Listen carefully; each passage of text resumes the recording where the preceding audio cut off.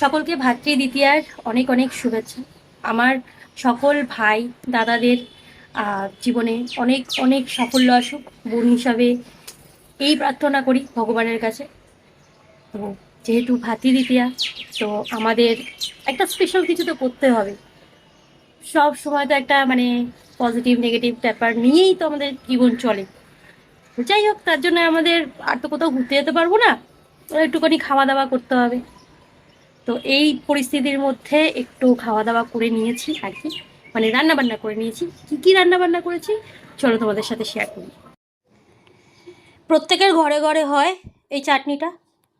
এটা হচ্ছে টমেটো, খেজুর, আমসত্ত্ব, কাজু বাদাম, কিশমিশ। আসলে এই চাটনিটার করার আসল উদ্দেশ্য হচ্ছে মার আর বাবার জন্য।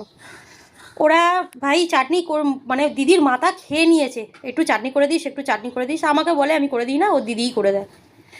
তো আজকে যেহেতু ভাতৃদ্বিতীয়া, ভাই ফোঁটা, তো এখানে করে নিয়েছি হচ্ছে আলু ভাজা।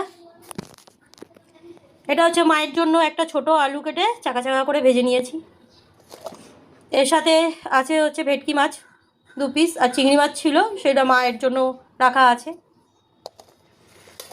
এখানে আছে হচ্ছে ঝরঝরে করে কাজু কিশমিশ দিয়ে বাসন্তী পোলাও। কড়াইশুঁটি ফ্রিজে রয়েছে, তাও দিতে ভুলে গেলাম। কি বলবো, আর এত ভুলাক্কার হয়ে গেছি। আর এর সাথে করে নিয়েছি হচ্ছে অনেক দিন পর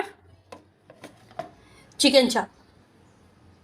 আসলে এত তাড়াহুড়ো করেছি, রানা খাবে, তো আমি আজকে রেসিপিটা ভিডিওই করতে পারিনি। তো যার জন্য আমি শ্যুটই করতে পারিনি। এটা কি বলবো, আর এত ভুল হয়ে গেছে। তো এই হচ্ছে চিকেন চাপ। তো আজকে আমরা এই খাবো। তো আজকে যেহেতু সবার বাড়িতে ব্যাপক ব্যাপক রান্না হবে, এমনি এখানে রয়েছি পাড়াতে, গন্ধতে থাকতে পারছি না, ঠিক আছে? এত গন্ধ বেরোচ্ছে, সবার ঘরে হই হুল্লোড় চেঁচামেচি, একটা আনন্দ। তো আমার রানার কাছে আমি কিভাবে আসবো না বলো? ওই তো আমার সব। তো যতটা পেরেছি তাড়াতাড়ি করে চলে এসেছি, আর এসে আমরাও একটু চেষ্টা করেছি রানাকে আনন্দ দেওয়ার। ওর সাথে সাথে আমাদেরও আর কি হয়ে যাচ্ছে। তো সবাই ভালোভাবে খাওয়া দাওয়া করো, আনন্দে থাকো, হুল্লোড় করো। তো দেখা হচ্ছে অন্য একটা ভিডিওতে। Till then, tata.